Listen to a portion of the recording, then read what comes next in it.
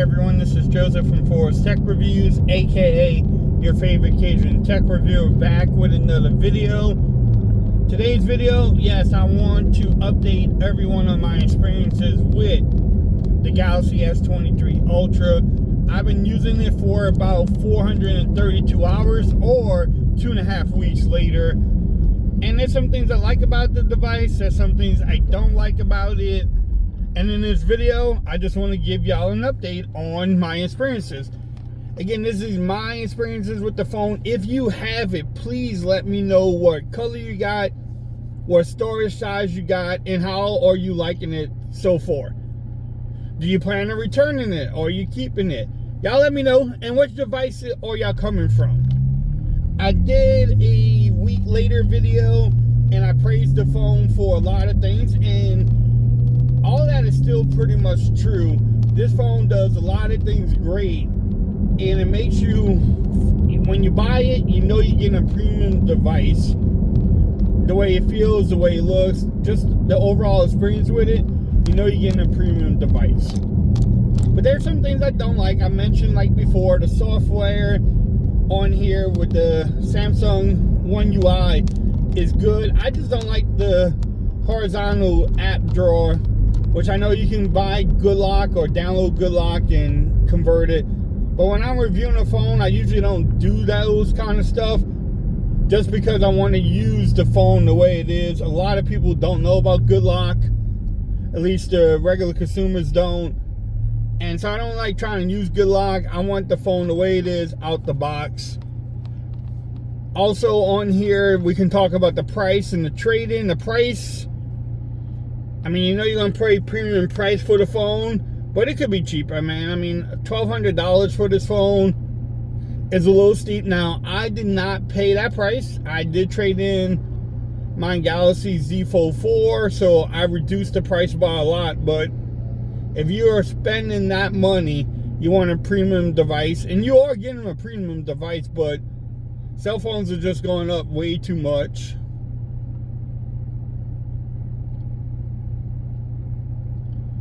The other thing I wish that they would do is just make a better S Pen on here. I think the S Pen, the software is great. You can do all the features, you know, you can control your music, you can take a picture with it. There's many things you can do with the software, but I think Samsung needs to focus on that, tune it up a little bit, and give us a better S Pen overall. But now, a lot of people don't even use the S Pen when they have the phone. And that's just reaching, really. I mean, it's not a deal breaker for me. I know what type of S Pen I'm getting when I buy the phone. But that's one thing I noticed too, is that they haven't changed the S Pen in the last couple of years. At least it's included in the phone, which is a good thing.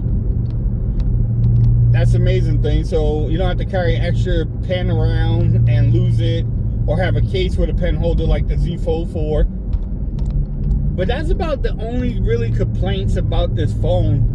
I mean, you could complain that it's a big phone. I have seen complaints about that too. But for me, I like the bigger phones. Now, let's talk about the things I'm enjoying. The display. The 6.8-inch Amoled, dynamic AMOLED edge panel is beautiful. Watching YouTube, Netflix, TikToks, anything you do on your phone, it's a beautiful display. Samsung has not faltered on that. I have it jacked up the 2K display, the Quad HD, and I also have 120 hertz refresh rate on here, so I'm getting the best of the best, and it's beautiful. The speakers are good. They are loud. I mean, I wish speakers would get better on cell phones, like maybe more bass in there or something. I don't know. Maybe I'm thinking about my LG G8 where they had a lot of bass in that, and that actually sounded good. But the speakers are good on here. Using it as an everyday phone has been great. Texting, phone calls, not missing any of those.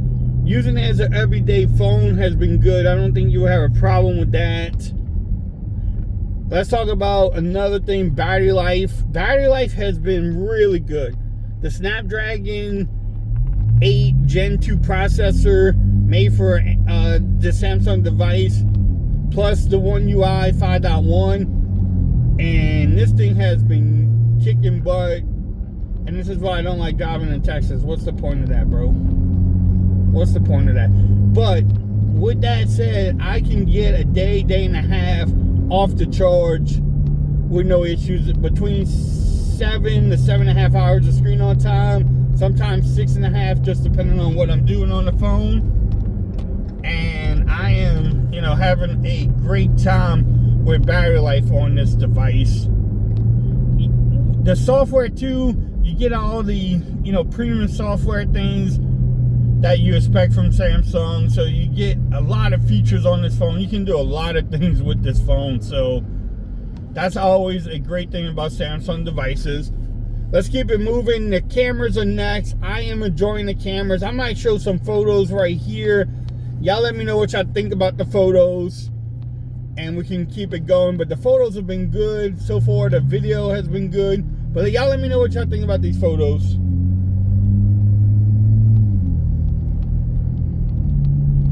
Alright, what y'all thought about them? I think they look good. I still want to put it against the OnePlus 11, which I haven't had a chance to do yet. Those videos take a while to edit.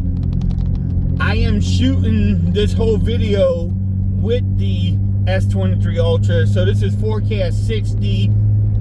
This is the mic. I'm not using any external mic. What y'all think about it? How does that sound? How does everything look? I mean, by what I'm seeing on the phone itself, it looks great. But y'all let me know. So overall, in the last 2.5 weeks or 432 hours later, I am really liking this phone. I'm happy I picked it up. I have turned in my Galaxy Z Fold 4. So there's no turning back. I'm not returning this phone at all. Yes, I'm going to miss the folding life. I do have my Oppo Find N2 still, but I'm going to miss the Z Fold 4. But I do have the S23 Ultra now, and it's a complete package, man. This phone is a complete package. Again, we can talk about upgrading. Some folks say, yeah, you can upgrade right away. Some folks are saying no. To me, I think it's up to y'all. If you want the latest and greatest, then you can upgrade. If you don't mind, you know, the S22 Ultra is still a great phone. So if you don't need to upgrade, you don't feel like you need the latest and greatest, then don't upgrade. And look at this dude blocking off the traffic, trying to get across because he doesn't know where he's going. Very special people. Very special people that we drive around. But overall, I'm enjoying it. Y'all let me know if y'all have it again. Let me know which color and everything. The train is just stopped there. And Texas is great, y'all. But y'all let me know. It was just a quick update on my experiences with the Galaxy S23 Ultra. If you liked the video, give it a thumbs up. If you haven't subscribed to the channel yet, make sure you do so for more coverage on the Galaxy S23 Ultra. Also, make sure you follow me on Twitter at Forza Reviews. Become part of the BAM Nation. And until next time, peace to y'all. I'm out.